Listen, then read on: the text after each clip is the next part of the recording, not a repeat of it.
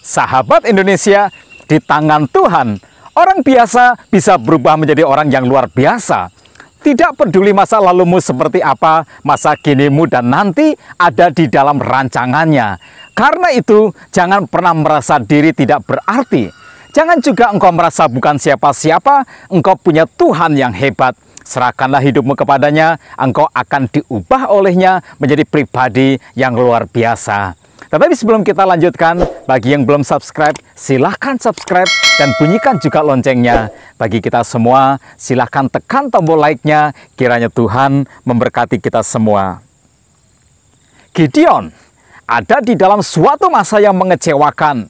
Orang Israel melakukan apa yang jahat di mata Tuhan, sehingga Tuhan menyerahkan mereka ke dalam tangan orang Median 7 tahun lamanya, dan selama itu pula orang Median berkuasa atas Israel. Setiap kali orang Israel menabur, orang Median, orang Amalek, dan orang-orang dari sebelah timur datang berkemah di daerah mereka untuk memusnahkan hasil tanah mereka sampai ke dekat Gaza. Mereka tidak meninggalkan bahan makanan apapun di Israel, termasuk makanan untuk domba atau lembu atau keledai. Jadi dapatlah dibayangkan akibatnya. Orang Israel menjadi sangat melarat oleh perbuatan orang Median itu. Itulah yang diceritakan dalam kitab Hakim-Hakim pasal 6 ayat 1 sampai dengan ayat yang ke-6. Sahabat Indonesia, apa yang kita tuai hari-hari ini adalah merupakan hasil dari apa yang kita tabur tempo hari. Baik dan buruk yang kita alami saat ini adalah merupakan hasil dari apa yang kita lakukan di hari-hari sebelum ini. Jadi haruslah kita mengerti bahwa untuk apapun yang kita alami, kitalah yang juga ikut berkontribusi. Dalam perspektif seperti inilah, tentunya kita harus menyadari akan tanggung jawab diri. Sikap mawas diri, menyadari segala kesalahan dan bertobat adalah jalan tercepat untuk kita keluar dari setiap kesulitan. Maka dikatakan, lalu berserulah orang Israel kepada Tuhan.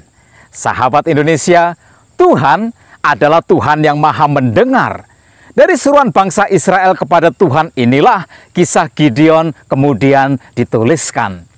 Tuhan kemudian mengutus malaikatnya datang kepadanya dan berkata, Tuhan menyertai engkau, ya pahlawan yang gagah berani. Ketahuilah, pribadi yang paling mengenal potensi dirimu yang sebenarnya ialah Tuhanmu. Orang lain hanya akan melihat kekurangan-kekuranganmu, bahkan engkau sendiri pun juga melakukan hal yang sama. Itu sebabnya mengapa Gideon menyembunyikan diri saat ia mengirim gandum. Ia merasa tidak akan berdaya jika harus berhadapan dengan semua musuh-musuhnya. Tetapi di mata Tuhan, Gideon selalu tampak hebat. Itu sebabnya mengapa Tuhan menyapa Gideon dengan sebutan pahlawan yang gagah berani. Karena Tuhanlah yang paling mengetahui. Dialah yang menciptakan dan merancang seluruh kehidupan kita. Memang situasi yang buruk dapat mendegradasi citra diri. Rasa inferior jika dibandingkan dengan musuh-musuhnya lah yang menyebabkan Gideon menjawab malaikat Tuhan, "Ah Tuanku, jika Tuhan menyertai kami, mengapakah semuanya ini menimpa kami? Di manakah segala perbuatan-perbuatannya yang ajaib yang diceritakan oleh nenek moyang kami kepada kami? Ketika mereka berkata, bukankah Tuhan telah menuntun kami keluar dari Mesir? Tetapi sekarang Tuhan membuang kami dan menyerahkan kami ke dalam cengkraman orang Median." Sahabat Indonesia, jika engkau mengalami seperti Gideon ini, janji Tuhan seakan tidak terjadi dalam hidupmu. Tuhan tidak sedang berubah. Tuhan adalah Tuhan yang maha kekal. Kasih-Nya tidaklah akan berubah. Kuasanya tidak akan pernah berubah. Janjinya pun juga sama, tidak akan pernah berubah. Firman-Nya tetaplah kekal selama-lamanya. Namun jika di dalam hidupmu engkau tidak mengalami semua yang Tuhan janjikan untukmu, engkaulah yang justru sedang berubah dan bukan Tuhanmu. Jadi, benailah hidupmu dan bangunlah kembali imanmu. Seakan tidak memperhatikan keraguan Gideon, malaikat Tuhan melanjutkan berkata, "Pergilah dengan kekuatanmu ini dan selamatkanlah orang Israel dari cengkraman orang Median. Bukankah aku mengutus engkau?" akulah yang menyertai engkau, sebab itu engkau akan memukul kalah orang Midian itu sampai habis. Sahabat Indonesia, di tangan Tuhan, Gideon yang biasa berubah menjadi Gideon yang luar biasa.